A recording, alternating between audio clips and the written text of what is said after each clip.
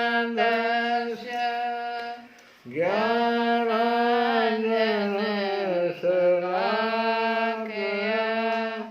चक्षुरुन्मीलितं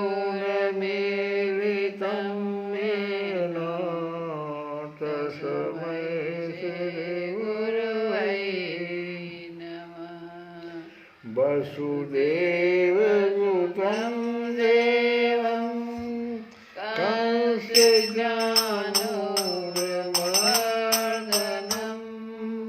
देवकी परमानन्दं कृष्णं वन्दे जगद्गुरुं। रुक्मिणीकेलिसंयुक्तं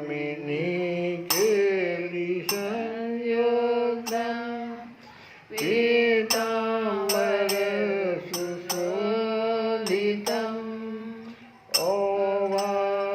तुलसीगन्धं कृष्णं वन्दे जगद्गुरुं।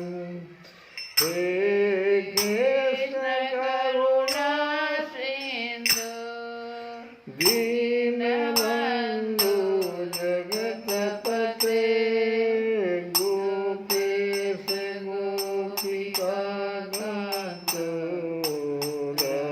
राधाकान्त नमस्तुते। तप्तकान्त गौराङ्गी राधे वृन्दावनेश्वरी वृषभानुसुते देवी प्रणमामि हरिप्रियं।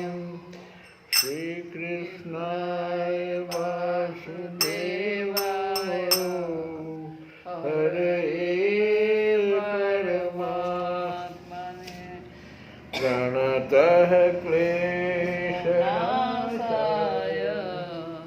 गोविन्दाय नमो नमः। हम लोग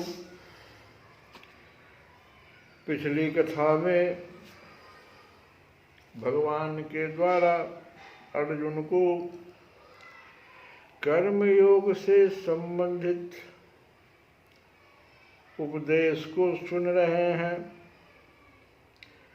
भगवान स्पष्ट शब्दों में कह रहे हैं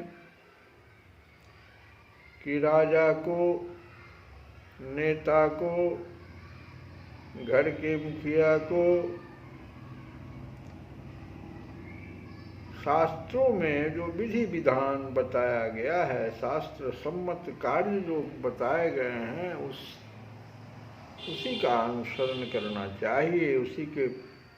और सामान्य व्यक्ति फिर उन्हीं के पद चिन्हों का अनुसरण करते हैं। इस बात को हमेशा ध्यान रखना चाहिए। तो कबीरदास जी ने भी इस पर एक भजन गाया था कि संतन के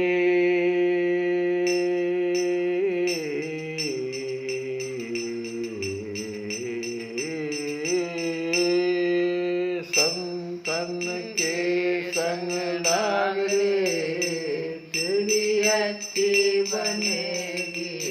संतन के संग लाग रे तेरी अच्छी बनेगी, अच्छी बनेगी तेरी अच्छी बनेगी, अच्छी बनेगी तेरी अच्छी बनेगी, तेरी नेकी बनेगी। संतन के संग लाग रे तेरी अच्छी बनेगी, संतन के संग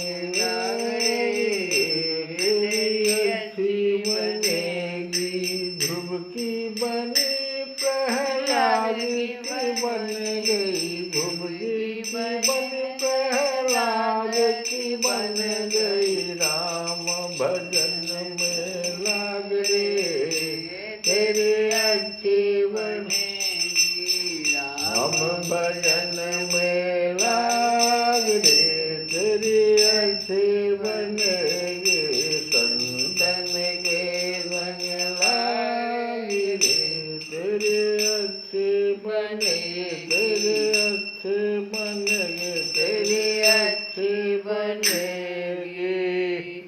तो हमेशा संतों के संग लाग रे, संतों के संग आप कीजिए, संतन का संग कीजिएगा तो आपकी निश्चित रूप से आपकी अच्छी बनेगी। रही बात भगवान कृष्ण भी अर्जुन को कह रहे हैं कि यदि भगवान करें कि मैं नियत कर्म न करूं तो ये सारे लोग नष्ट हो जाएंगे, क्योंकि हमारा सब फॉलोअर्स हैं, और जो नष्ट हो जाएंगे जन समुदाय जो है ना, अवांछित जन समुदाय उत्पन्न करने लगेंगे, जो समाज के सब प्रकार के शांति का विनाशक बनेगा। वर्ण संकर अवांछित जन समुदाय है जो सामान्य समाज की शांति को भंग करता है। इस सामाजिक अशांति को रोकने के लिए अनेक विधि विधान हैं, जिनके द्वारा स्वतः ही जनता आध्यात्मिक प्रगति के लिए शांत तथा सुव्यवस्थित हो जाती है। जब भगवान कृष्ण अवतरित होते हैं तो स्वाभाविक है कि वे ऐसे महत्वपूर्ण कार्यों की प्रतिष्ठा तथा अनिवार्यता बनाए रखने के लिए इन विधि विधानों के अनुसार आचरण करते हैं। भगवान समस्त जीवों के पिता हैं, और यदि ये जीव पथभ्रष्ट हो जाएंगे तो अप्रत्यक्ष रूप में यह उत्तरदायित्व उन्हीं का हो जाएगा। अतः जब भी विधि विधानों का अनादर होता है तो भगवान स्वयं समाज को सुधारने के लिए अवतरित होते हैं।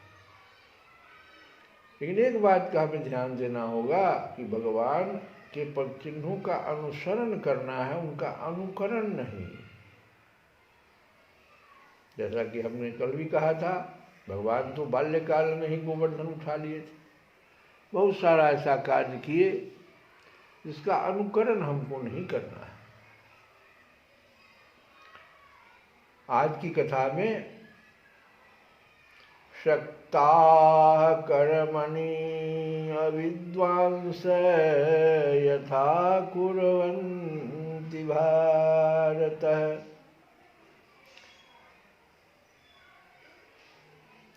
कुर्यात् विद्वान् तथा शक्त चिकीर्षुः लोक संग्रहम्। जिस प्रकार अज्ञानी जन फल की आसक्ति से कार्य करते हैं, सक्ताः कर्मणि अविद्वांसः, अविद्वांसः माने अज्ञानी, आसक्त होकर, सक्ताः माने आसक्त होकर।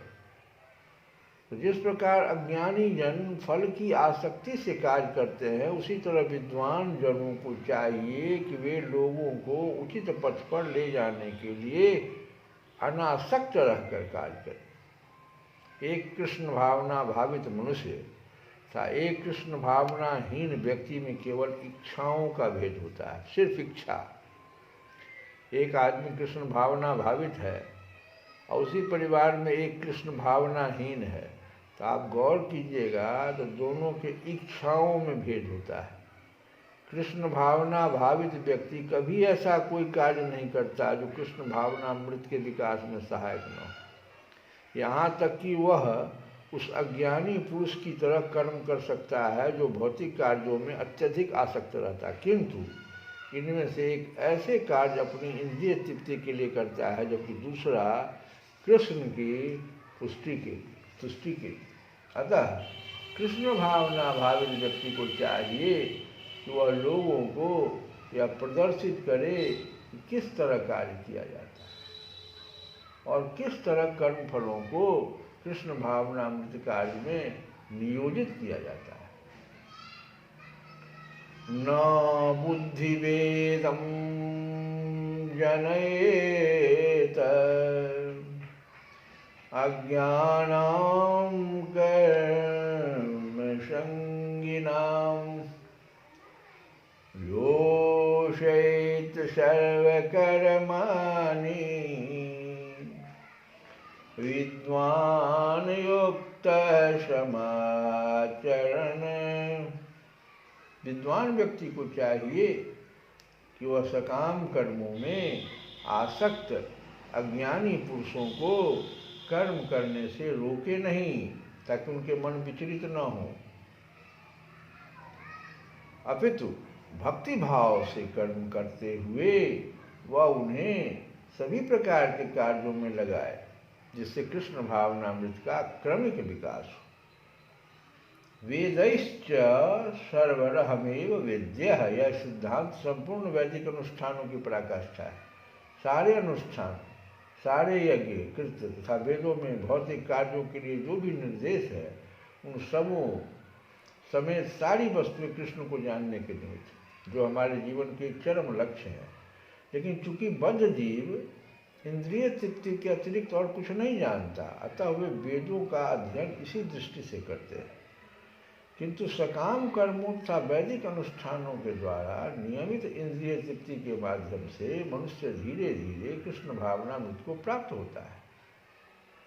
अतः कृष्ण भावनामृत में स्वरूप सिद्ध जीव को चाहिए कि अन्यों को अपना कार्य करने या समझने में बाधा न पहुंचाए, अपितु उन्हें प्रदर्शित करे कि किस प्रकार सारे कर्म फल को कृष्ण की सेवा में समर्पित किया जा सकता है। यह बात मन के लिए भी लागू है कि हम अगर ध्यान में बैठ रहे हैं, मन बहुत जगह भाग रहा है, तो जबरदस्ती मन को नहीं खींचना है, उसको भागने दीजिए। आप अपना भगवान नाम का जप करते रहिए, एकाएक मन वहां पहुंचेगा। कृष्ण भावना भावित विद्वान व्यक्ति इस तरह कार्य कर सकता है कि इंद्रिय तृप्ति के लिए कर्म करने वाले जो अज्ञानी पुरुष हैं, यह सीख ले किस तरह कार्य करना चाहिए और आचरण करना चाहिए। यद्यपि अज्ञानी पुरुष को उसके कार्यों में छेड़ना ठीक नहीं होता। जो अज्ञानी पुरुष अपने इंद्रिय तृप्ति के लिए कार्य कर रहा है, तो उसको छेड़िए मत कि तुम तो ये गलत कर रहे हो, नहीं।